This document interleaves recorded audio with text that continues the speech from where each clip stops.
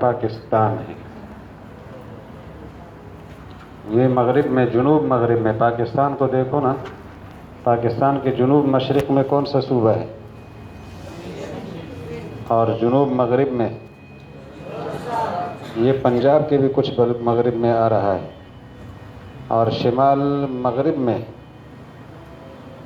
شمال مغربی سرحدی صوبہ، اس کا نام پہلے یہی تھا، شمال مغربی، شمال مغربی سرحدی صوبہ، NWF وہ کہتے تھے. بعد میں نام تبدیل ہو گیا KPK کپک. سمجھ رہے آپ بھائی؟ اور یہ کون سا ملک ہے؟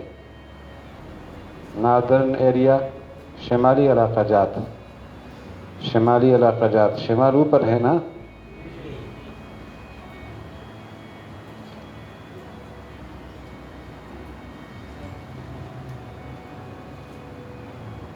یہ بر اعظموں کا تھوڑا سا خاکہ ہے. یہ بر اعظم اس وقت آپ کے سامنے،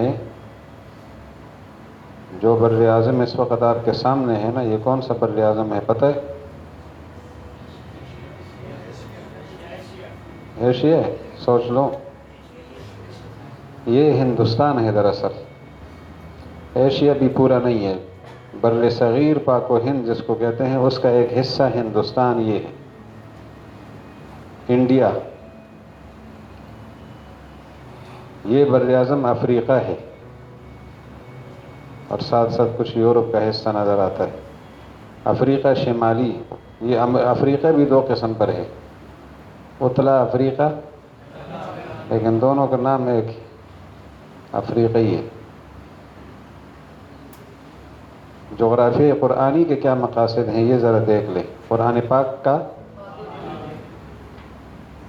مقصد، قرآن پاک یعنی تذکیر اور تذکر اور تذکیر میں معاون، احادیث مبارکہ و ادب عربی کے کامل فہم کے لیے درس قرآن کا اہم اور لازمی جز، درس سیرت طیبہ اور درس تاریخ اسلام میں معاون. سمجھ آ گیا حضرت؟ آج آپ کا تعداد کم ہے، کیوں؟ علم عرض القرآن ایک مکمل فن ہے. احیاء اور بقا کے لیے درس و تدریس، مطالعہ اور اختصاص، آیات الہیہ کی عبادات میں عالمی سیاست کے رموز و اسرار سے الغزو الفکری کا فہم، نظریاتی جنگ میں بنیادی معاون کتاب یا بنیادی معاون فہم. موضوعات اس میں کیا ہے؟ قرآنی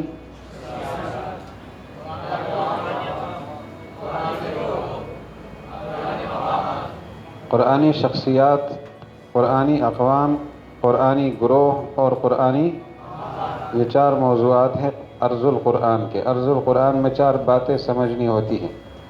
جن شخصیات کا نام آیا ہے ان کا تعارف، جن اقوام کا نام آیا ہے ان کا تعارف، جن گروہوں کا، گروہ کو اصحاب کے نام سے یاد کیا ہے، اصحاب الایکہ، اصحاب الرس اور اصحاب حجر، اصحاب الکہف، اصحاب السبت، اصحاب الفیل، اصحاب الجنہ، اصحاب الاخدود. 10 گروہ ہیں اس طرح جو اصحاب کے نام سے. کتنے گروہ ہیں؟ 10. بتائیں گے آگے. انبیاء کرام قرآنی شخصیات میں سب سے پہلے، پھر نمبر 2 دوسری قرآنی شخصیات. قرآن پاک میں انبیاء کا تذکرہ کتنے طریقوں سے ہوا ہے؟ نمبر 1 مبہم، نمبر 2 نام کے ساتھ، نمبر 3 اچھا. قرآن پاک کا یہ جو قرآنی دوسری شخصیات ہے وہ 2 قسم پر ہیں، یعنی انبیاء اور دیگر شخصیات. دیگر شخصیات میں کچھ جزا پانے والے ہیں، کچھ جزا پانے والے جیسے لقمان حکیم ہے، ذوالقرنین ہے، اور سزا پانے والے جیسے قارون ہے، فرعون ہے، حامان کا نام آتا ہے. انبیاء کی تعداد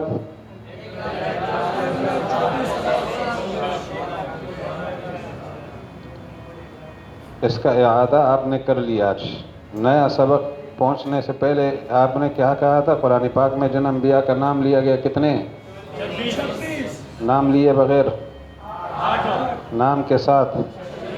ان 26 میں سے ایک کے بارے میں اختلاف ہے، 25 میں اتفاق ہے۔ اچھا، وہ 34 انبیاء میں سب سے پہلے جن کا نام نہیں آیا، جن کی نبوت مختلف فی ہے، وہ یہ شخصیت ہے عزیر علیہ السلام۔ یہ تفصیل آپ جانتے ہیں، اس کے متعلق آیتیں آگے چلتے ہیں۔ اور جن انبیاء کا نام نہیں آیا، 8 انبیاء کرام جن کا تذکرہ اسماء گرامی کے بغیر آیا ہے، ان میں سب سے پہلی شخصیت یوشع علیہ السلام ابن نون۔ یہ یوسف علیہ السلام کے پڑ پوتے ہیں، یوشع بن نون بن افراہیم بن یوسف بن یعقوب بن اسحاق بن ابراہیم بن آزر۔ اتنا مجھے بھی یاد ہے، اتنا تو سب کو یاد ہے نا۔ یوشع کے والد ہیں نون، ان کے والد افراہیم، ان کے والد ہیں یوسف علیہ السلام۔ ان کا تذکرہ 2 جگہ ہوا ہے، قال رجلان سورہ مائدہ میں آیت نمبر 23، سورہ کہف آیت نمبر 60 میں۔ دوسری شخصیت حضرت یوشع علیہ السلام کا یہ مختصر تعارف بھی ہے، لیکن ہمیں اس وقت تعارف نہیں پیش کرنا۔ تو دوسری شخصیت اس میں